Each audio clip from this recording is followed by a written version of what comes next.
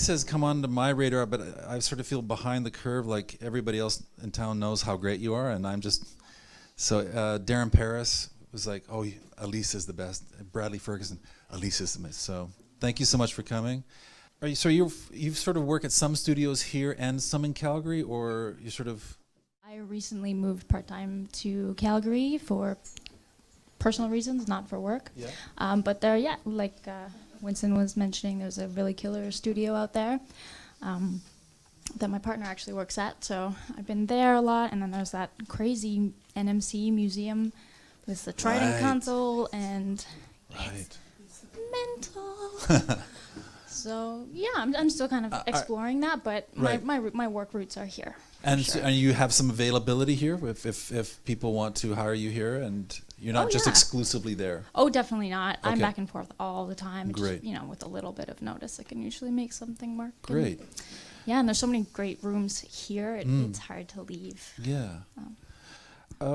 So can you tell us a little bit about this song and the production process? And I do want to sort of try to introduce the parallel theme we have of women in audio and how you broke into the industry and how it is for you, how you feel about it, what we can do to improve. Sure. We can play the song if you like first, or do you want to introduce it? Or? Well, I'll talk about it a bit because the reason I chose this song, and it was a pretty budget song, and I engineered it, it's all programming, and mixed and mastered it even, which I don't normally do. So it's not like the most exhilarating audio sample, perhaps, but I chose it because the process was really inspiring, and Jennie, I think she was 14 when she wrote this song, entirely on her own. She already has her own voice, which is massive. It scares me. and her, like, there's simple things that she's gonna learn with time. Like, she doesn't necessarily know what a snare drum is, but she'll like clap me the beat and be like, this I don't like, this I don't like, this I do like. Can we do this, but over here? Like, it's crazy. And she hasn't even really been in the studio that much, but she's just, she's killing it. And so I really wanted, like we talked about earlier, I wanted her to feel heard and her ideas to be raised up.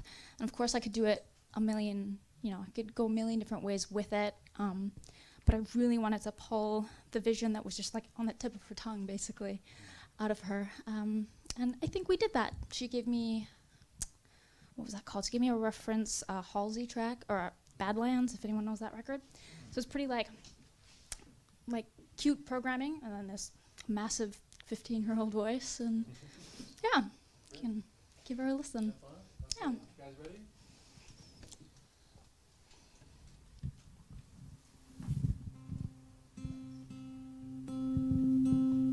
Following a road down that rabbit hole where the misfits, strange ones, outlaws go. We were all a little mad, but that's okay. We don't really worry what the other ones say.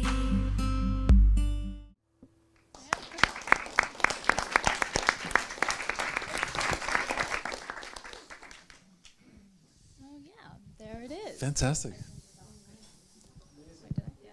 Oh, thank you. Yeah. Right? Yeah. That should be next. Can I just say something? Yeah. That's so like on the edge in terms of if country music is changing, it's modernizing. There's rap. People are almost going more alternative and more programmed. So that's like so just that much ahead of the curve, and in a super cool way. I mean, that actually could really break into the market. That's pretty impressive. Wow. Thank you. Yeah. Is she like country? Like, does she consider herself? I think so. I mean, those are her roots. We're actually doing a couple new songs that are very country. It's Jay and who else played on it? I'm blanking. And Nico and Darren and.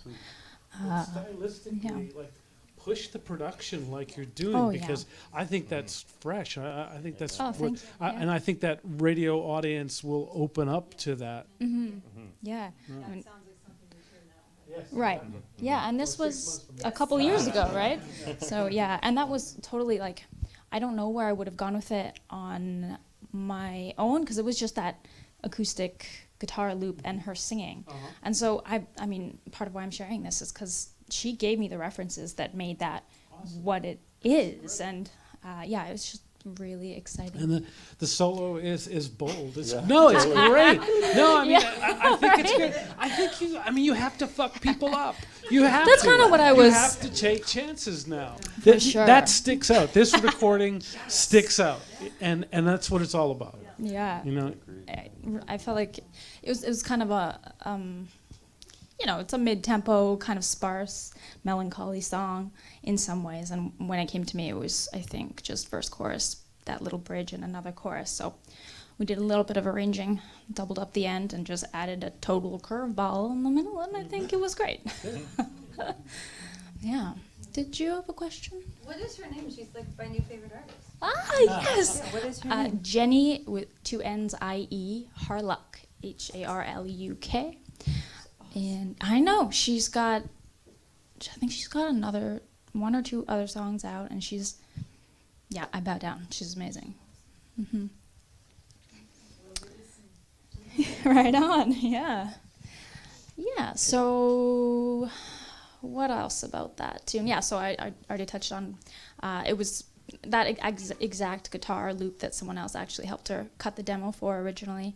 And we just time shifted it and chopped it up and started there. And then basically she gave me the references, and I just threw everything that I could think of into the track, arranged it, put a bunch of stuff down. And then we got together on vocal day, and she sat beside me, and we just went through, I played her the arrangement. She's like, okay. And then she just starts going, okay, I want to hear each track.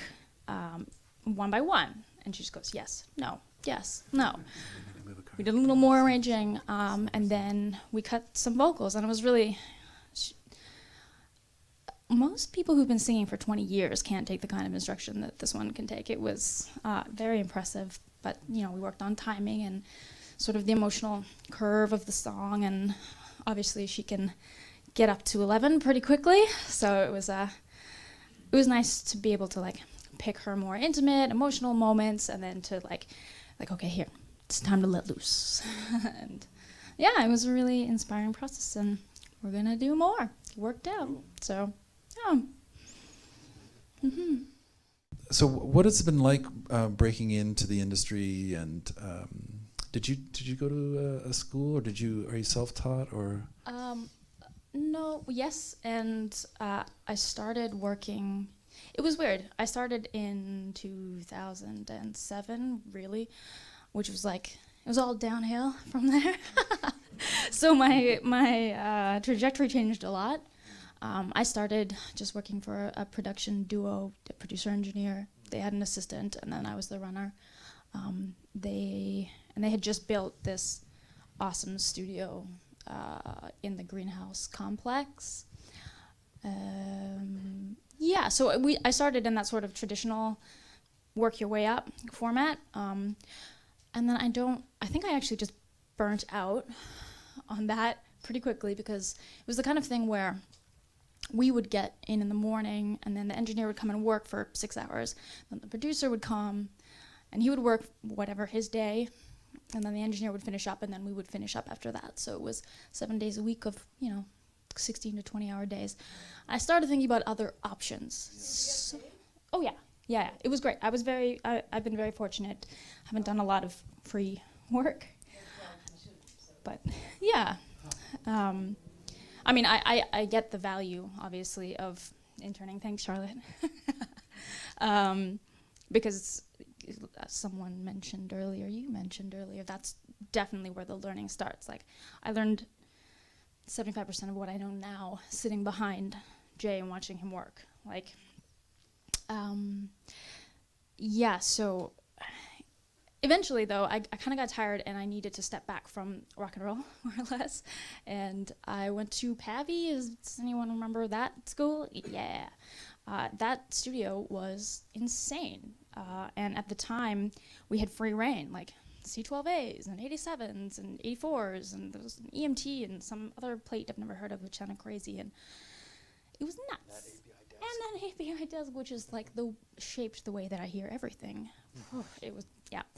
So I went there, and for me, audio school was a shortcut across a lot of paths.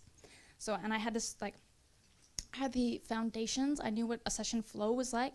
I knew what was possible by seeing it. I knew how hard people worked on that side of the glass that most, like, I don't know, 99% of people don't ever see.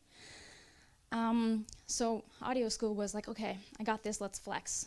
Let's actually learn how to do this for myself and take on clients for myself. And I'm not really answering your question, but No, that you was are. my path. You are, yeah. Yeah.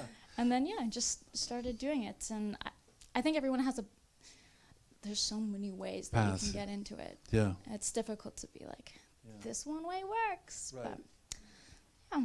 Yeah, that's great. Any questions so far for Elisa?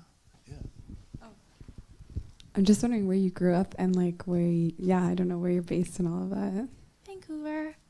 Yeah, apparently it's kind of rare. Born and raised, and I haven't worked many other places. I went down to LA once. Love it there. Would love to do my work, but obviously it's difficult. And then Calgary and here.